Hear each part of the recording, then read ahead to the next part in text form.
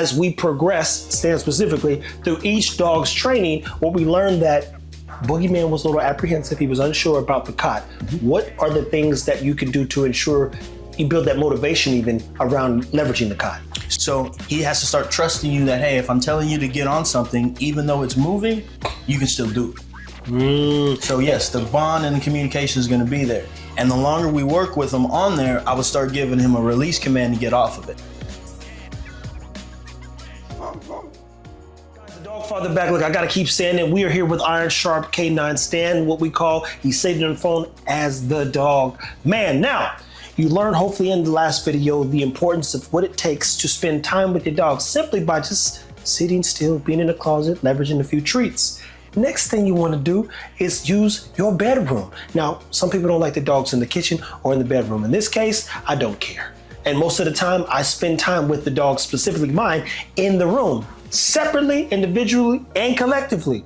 So we brought the cot out. What's that thing called? Elevated dog bed. Elevated dog bed. Now, Stan, walk them through the benefits and how to utilize that thing effectively.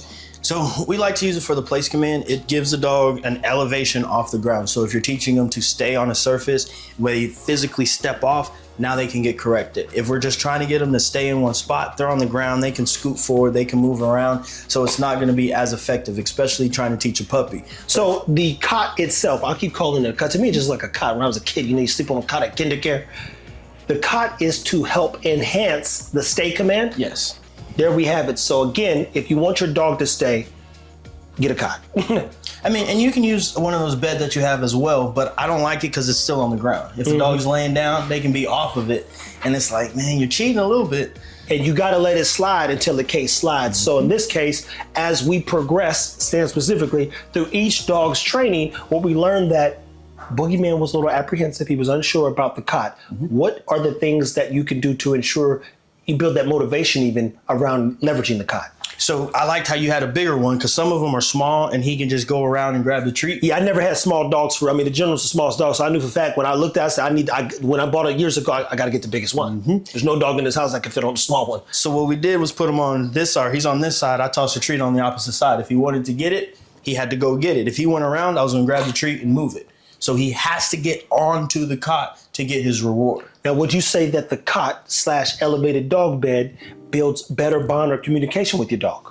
It builds communication and bond because you especially having to build his confidence because it does move a little bit because you got the slope forward. We saw it slide. So he has to start trusting you that, hey, if I'm telling you to get on something, even though it's moving, you can still do it. So yes, the bond and the communication is going to be there. And the longer we work with him on there, I would start giving him a release command to get off of it. So when we tell him, hey, place, bed, go lay down, he gets on it. He can't get off of it until he gets. Now let me ask you this: when do you know a dog is, I guess, catching on to your words? Because we talked about the importance of making, dogs don't speak English. I've heard it. Every dog trainer who has a platform, if I've scrolled through and saw their stuff, they all say the same thing. Dogs don't speak English. So when do you actually add words and you know that the words are being valued? So in the beginning, I'm just gonna get them on there. And I say over the 3-week time frame, you'll start adding more words and then you have to test it. So it takes 3 weeks to get the dog confident, comfortable with basically getting them to the word bank. I mean, it takes 3 weeks for a human to create a habit, so I like to give the same dogs the Humans are lazy though. They're lazy people, so. That is fair. So if you have a motivated dog, probably about 14 days before they'll start understanding. But 3 weeks is a good time frame because we got to remember the human's going to be training the dog, so we got to give them that time. So it's going to take about 2 months. About 2 months for you lazy buggers. For some dogs, yes. For some dogs, it takes that long.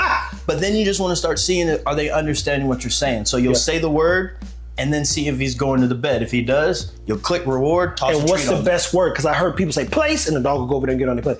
What's your favorite word to use? I use, for my dogs personally, I tell them to go lay down. Okay. And they all go and lay down where they need to go lay down. But I had a lady who came out. So you got a whole sentence. Go lay down? Yeah, I guess so. I talk to my dogs. I have an interaction with my dogs. I think Stan's part dog, okay? I don't know which one it is. Probably the Jack Russell. We learned that little bit. I drive. Yeah, you got to drive, all right.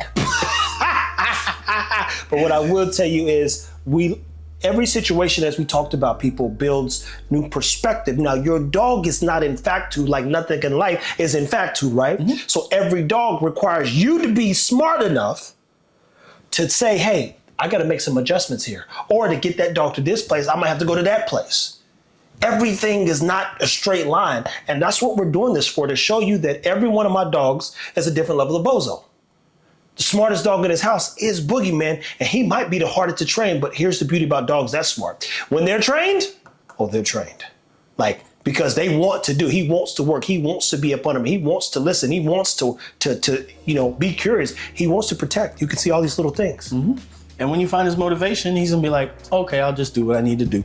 And that's just being clear about what you expect from the dog. That's it, people. So if you have the time, energy, and effort to buy a cot, add that to your regimen.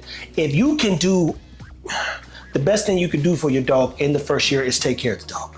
And that requires training, it requires treats, it requires adventure, it requires everything you come here to learn. And it don't matter the breed, people, whether it's an American Bully or a Chihuahua, a Pit Bull or a Great Dane, they all need adventure. Guys, take care of your dogs.